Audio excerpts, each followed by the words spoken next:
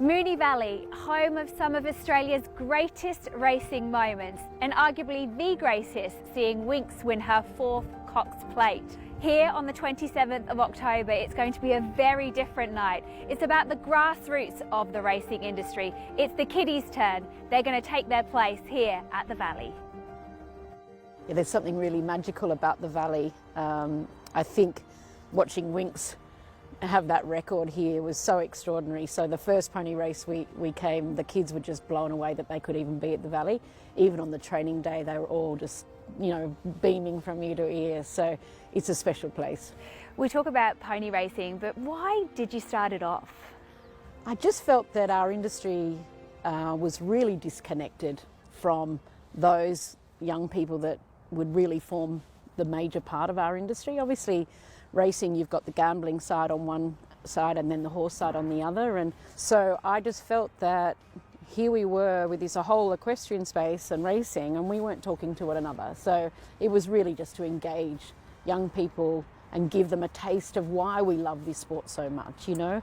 Participating in a sport is where you really form the love, I think. It seemed crazy to me that in an industry that employs 75,000 people, we didn't have a participation element.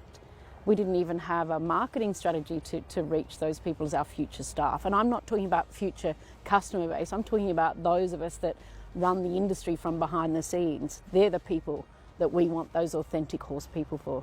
Tell us about the program and what we're able to expect over the coming months.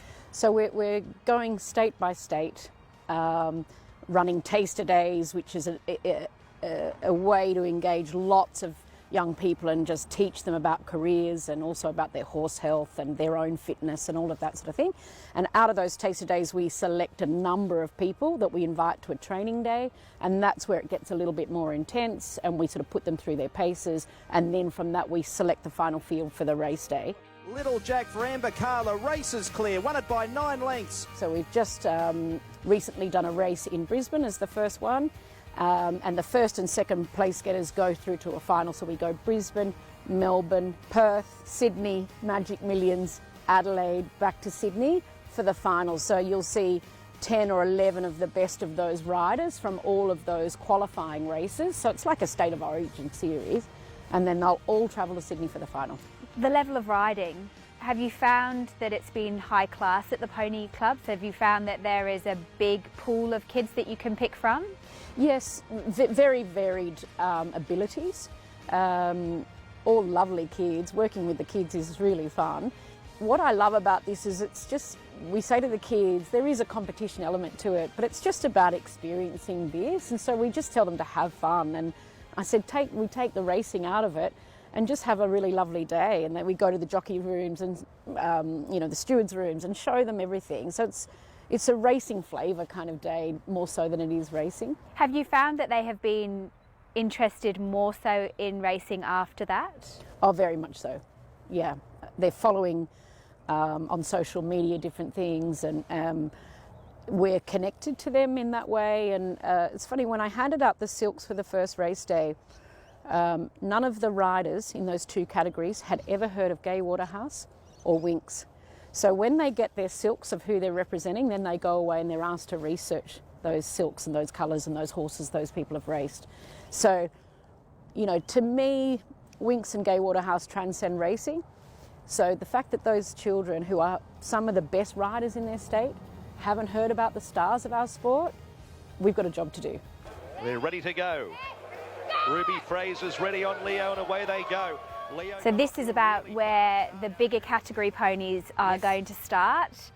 Big wide track, lovely long stretch. There's some speeds that they can pretty much get up to on the final stretch. Yes, that final 200 metres they sort of really let them go, but we try and teach them just to, you know, for the first part of the race, just to be in a controlled sort of hand gallop, and then, you know, they sort of allowed to let them go towards the end. Well, we'll take a walk. We'll be a bit slower though.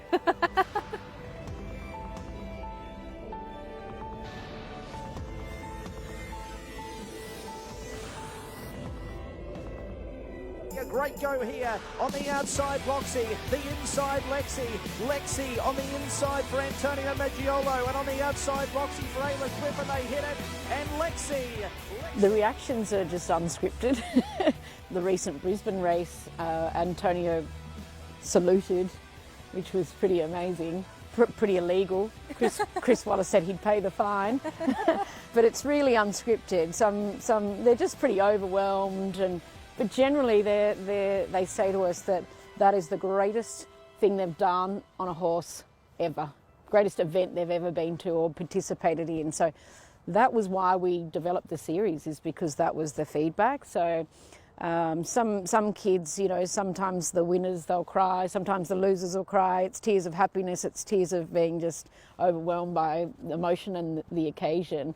But we all have a big sit down afterwards and chat about the race, and lots of cuddles, and you know, it's just fantastic. But with 50 metres to go, it's going to be the Kieran Maher, David Eustace colours. They win everything and coming away for a dominant display. Partner with Pony Club Australia for the series, and they've been great partners, and we've done a lot of work with them over the last 5 years through TIC.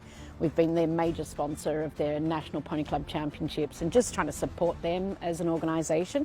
So they're our absolute brilliant partner on this series, so we use their networks to reach the kids, and my team are just superb. They're everything. So you get really emotional when you're talking about them, because we all work really well. Everyone has their set roles, and they're very good at what they do. If it shows its popularity enough, then it will form its own sport and its own association. Whether that's with, you know, Pony Club Australia on the governing body of that, a bit structured probably like they do in the UK, is a very good structure. So we just we'll roll through this and then just sort of sit back and think, right, is this something that we can see growing and being a bigger part of our fabric? And only time will tell.